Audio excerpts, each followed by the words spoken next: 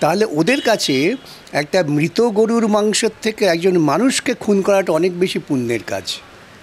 যে গরুর মাংস খাওয়াটা কোনো অপরাধ নয় এবং সেটা উচ্চবর্ণের ব্রাহ্মণদের খাওয়ারই যোগ্য ছিল, সেটাই আমি প্রমাণ করেছি প্রকাশ্যে, ধর্মতলায়, গোপনে না।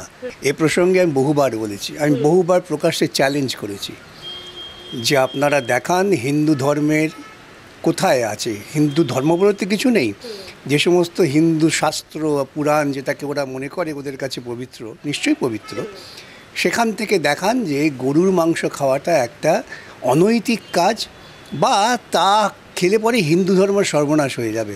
আজ পর্যন্ত কেউ দেখাতে পারেননি, প্রথম কথা। দ্বিতীয় কথা, আসলে ওরা ওদের অপরাধটাকে আড়াল করতে চান। ওরা কি অপরাধ করেছেন?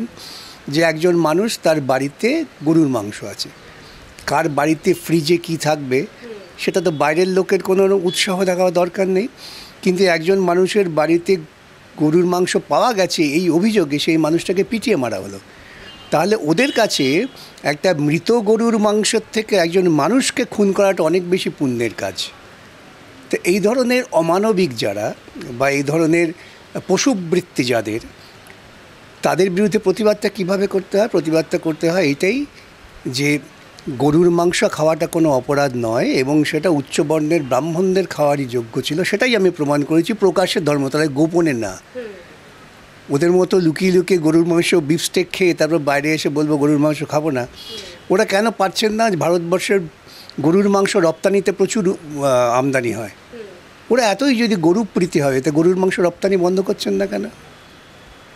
এই নিয়ে তুমি কথা বললেই তখন ওরা বিকাশ ভট্টাচার্য তিনি ধর্মতলার বলে খেয়েছেন তো, এবং তো তিনি তো চ্যালেঞ্জ করছেন, দেখাও কোন সনাতনী ধর্মে তোমার লেখা আছে যে গরুর মাংসটা অখাদ্য, আর ভারতবর্ষের বুকে, গোটা পৃথিবীর বুকে গরিব মানুষের প্রোটিন হচ্ছে গরুর মাংস।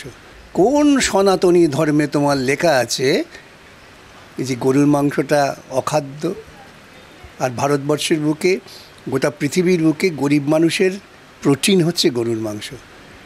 বিজেপির বহু অঞ্চল আছে যেখানে তারা মানুষকে ভুল বুঝিয়ে ক্ষমতা এসেছেন, সেখানের মানুষ গরুর মাংস খান। আসলে ওরা চায় ব্রাহ্মণ্যবাদকে প্রতিষ্ঠা করতে। চতুর্বর্ণং মায়া সৃষ্টম, একেবারে ব্রহ্মার মুখ থেকে নাক থেকে বেরিয়ে পড়েছে ব্রাহ্মণরা, আর সবাই হচ্ছে পদতলে। ওরা সেই ব্রাহ্মণ্যবাদকে প্রতিষ্ঠা করতে চান, তার বিরুদ্ধে আমি ক্ষুদ্র একজন প্রতিবাদী কণ্ঠ, তাই ওরা আতঙ্কিত আমাকে নিয়ে, তাই ওদের ভয়, আর অন্য কিছু নয়। তাহলে ওদের কাছে একটা মৃত গরুর মাংসের থেকে একজন মানুষকে খুন করাটা অনেক বেশি পুণ্যের কাজ।